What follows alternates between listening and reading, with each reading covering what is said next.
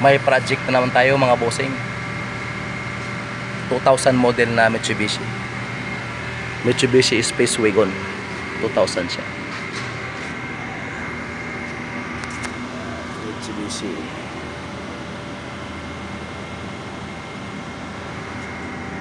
Space Wagon.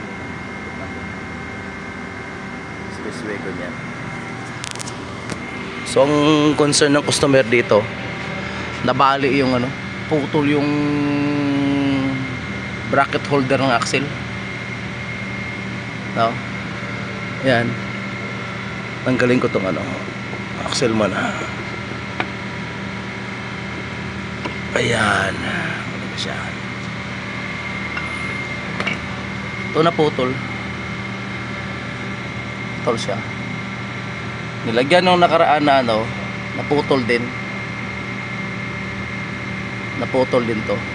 Hindi ko lang alam sa may-ari nito kasi binili din niya to na hindi niya alam na ano. Nagpalit siguro sila ng makina nito. Kasi tingnan niyo yung bracket nito. Fabricated lang siya ang butas. Fabricated. Winelding ng machine shop. Nung naglagay sila ng ano dito, spacer. Tapos nilagyan ng thread. Pero hindi siya umubra, naputol din. Hindi siya umubra, naputol din siya. So ang gagawin natin diyan, meron siya ditong ano, naputol itong isang bolt, pero may abang siya na dalawa. Ito. Ano yan siya? 14 yung bolt niya. Okay? Pag ilagay natin itong ano niya, housing niya, itong holder niya pala. Itong holder, ilagay natin. Yan. Yan, yan siya. Yan. Meron siyang abang na dalawa. So ito yung putol. So ang mangyayari dyan, papabrikitan natin yan siya ng ibang holder. May ginawa na ako dito. Ito siya. Ilalagay natin yan dyan. Wewieldingin natin yan. Itong bracket na yan, wewielding tayo dito. Wielding dyan. Wielding din sa baba dito. Yan. Shoot yun siya sa butas. Barinahan lang itong isa. Naglagay na ako ng, ano niya, ng center pans. Ito nakaabang na siya. So tatlo yung holder natin ngayon. Nagpalit siguro sa makina nito. Hindi siguro to kanyang pang space wagon na makina. Galant o ano pa dyan, Lancer siguro, ganyan, Galant.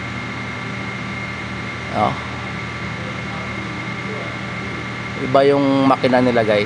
So dito lang sila nagkatalo sa housing nung ano, sa bracket nung axle. Ang gagawin natin dyan, ito ilalagay natin yan dyan. Tapos nakaabang na yan siya.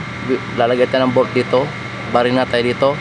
Tanggalin dito isang bolt dito na putol. Tatlo na yung holder nya. Yan. Tatlo na siya. Yan siya. Medyo okay yung setup natin. Wewieldingin lang natin yan. Antayin ko matanggalin tong isang bolt dito kasi bibili ako ng ano, nung thread extractor. Bibili ako mamaya. Yan lang muna. Wewieldingin natin yan. Ito yung tools na nabili ko kanina.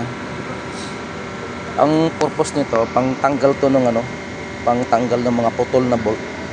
Tapos barinahan lang siya. Ituwid lang yung barina.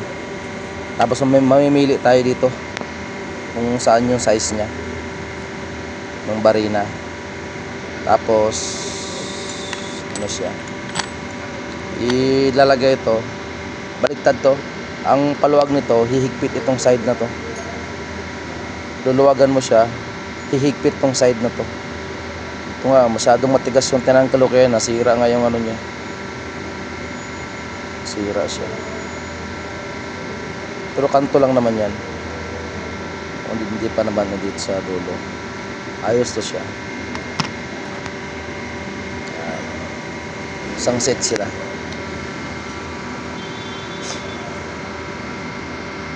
Yan.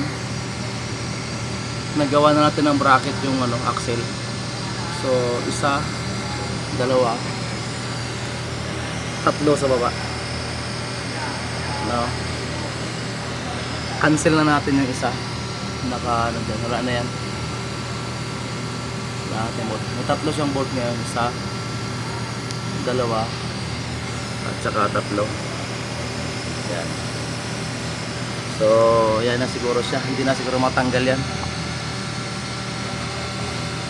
Ayos naman yung setting ng ano eh, pagkabit nung ano, ayos, tuwid naman siya. Okay na yan. Okay na yan siya.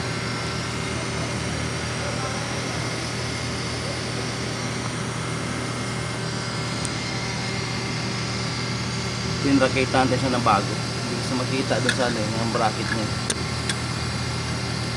Yung bracket niya yan. Nalagay ko na kasi yung axle. So yan siya.